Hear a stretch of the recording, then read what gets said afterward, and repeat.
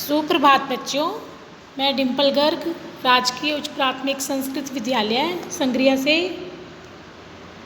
आज हम कक्षा 7 का पाठ 4 कठपुतली जो कि एक कविता है पढ़ेंगे। इस कविता के कवि भवानी प्रसाद मिश्र हैं। आइए इस कविता को पढ़ते हैं।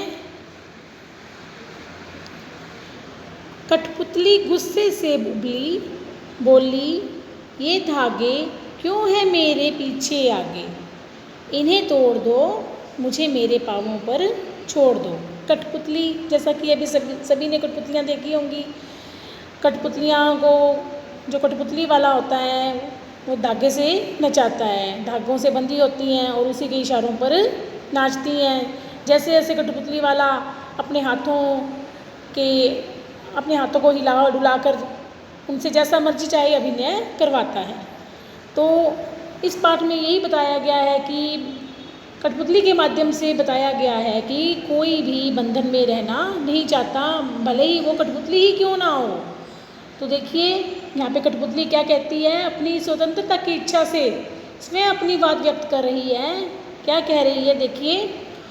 कठपुतली गुस्से से उबली, यानी बहुत अधिक गुस्से में आकर वो उबल कर यानी गुस्से में आकर बोली कि ये धागे मेरे आगे पीछे क्यों बंधे हुए हैं, इन्हें तोड़ दो, इन सभी धागों को तोड़ दो और मुझे मेरे पाँवों पर छोड़ दो। मैं स्वयं अपने पाँवों पर खड़ा होना चाहती हूँ और मुझे इन धागों का सहारे की किसी प्रकार की कोई ज़रूरत नहीं है। मैं स्वयं स्वावलंबी बनना चाहती हूँ।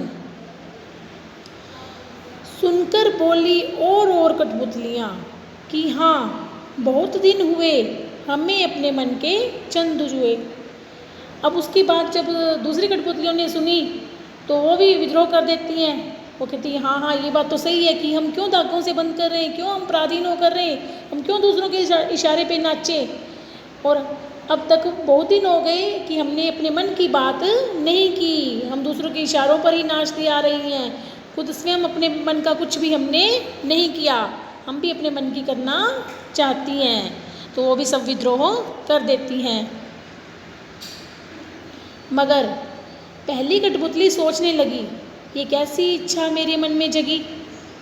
अब जब सभी कठपुतलियों की बात पहली कठपुतली ने सुनी तो वो सोच में पड़ गई कि ये मैं क्या सोचने जा रही हूँ।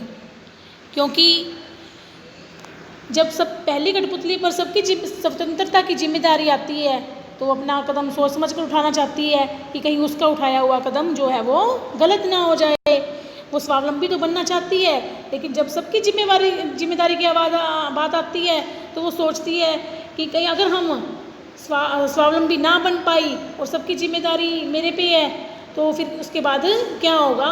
और यह सोचकर अपनी इच्छा के बारे में दोबारा सोचने पर मजबूर हो जाती है।